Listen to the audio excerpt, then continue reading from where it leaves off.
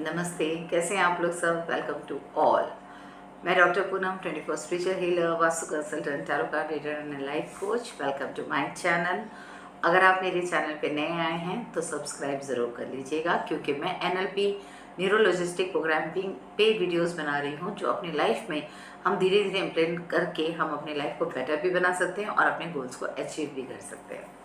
अगर आप चाहते हैं कि आपके फैमिली फ्रेंड्स किसी से ये वीडियो शेयर करें जिनसे उनकी लाइफ में एक पॉजिटिव ट्रांसफॉर्मिंग हो, पॉजिटिव माइंडसेट हो, तो ज़रूर शेयर कीजिए। वीडियो को एंड तक ज़रूर देखें ताकि कॉन्सेप्ट आपको समझ में आए और इसे आप इम्प्लीमेंट करके अपनी लाइफ को थोड़ा बेटर भी बना सकें।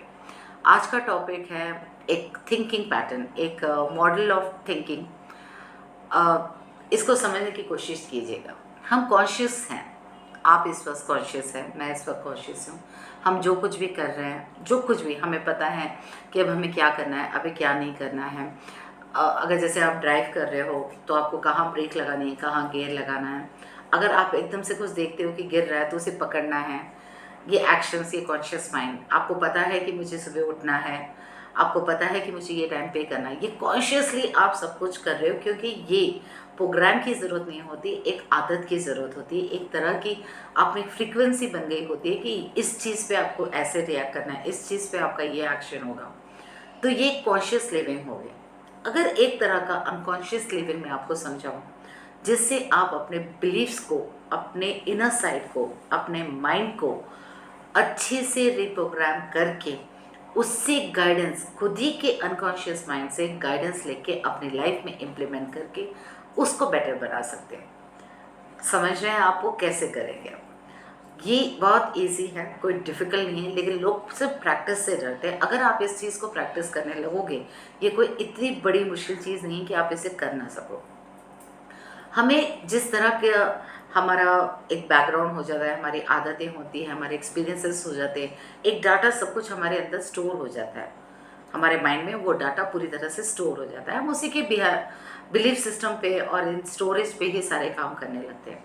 पर जब आप मेडिटेशंस करने लगते हो, या स्पेशली ये कहूँ, जब आप एकदम प्यारी सी हल्की सी वो नींद आने वाली होती है रात में, जब ना आप जाग रहे हो ना सो रहे हो, हल्का सा आप वेकन हो बट यू नो कि यू आर लिविंग, आपकी बॉडी रिलैक्स हो रही है, आपका माइंड रिलैक्स हो रहा है, पर आप जाग रहे हो, you know you are not completely sleep.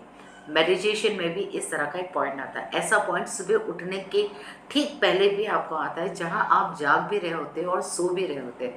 जब आपका अपना अपने हाथ में नहीं रहता कि आपको अब क्या करना है, अब तब आपका माइंड बॉडी सब कुछ एक अलग रिदम में होता है।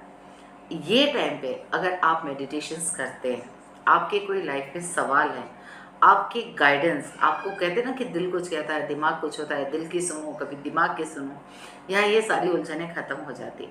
सबकॉन्शियस माइंड ना दिल का है ना दिमाग का है, अगर वैसे तो दिमाग का है, पर एक बात बता रही हूँ कि ना दिल का है ना दिमाग का है। सबकॉन्शियस माइंड वो है जो आपकी inner world, inner feeling, inner talk, इस चीज़ को डेवलप करता है।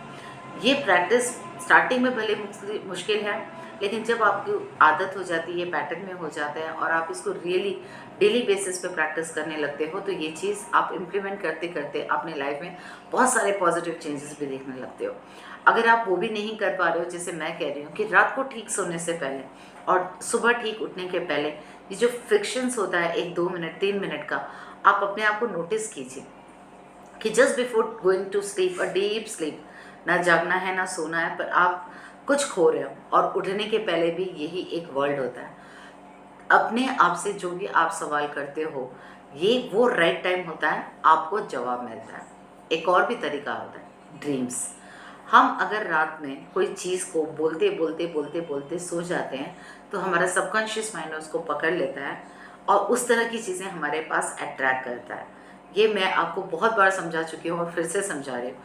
ये ट्रू है कि जो चीज़ आप बार बार बोलते हैं, इसलिए कहते हैं ना positive affirmation, positive habits, positive XYZ, मैंने जो भी आपको अब तक बताया, ये सब इसलिए कि आपका सबकॉन्शियस माइंड उसको एक्सेप्ट कर लेता है और उस तरह की चीज़ें आपके आसपास होने लगती हैं, उस तरह की चीज़ें आप अपने लाइफ में ट्रैक करने लगते हो।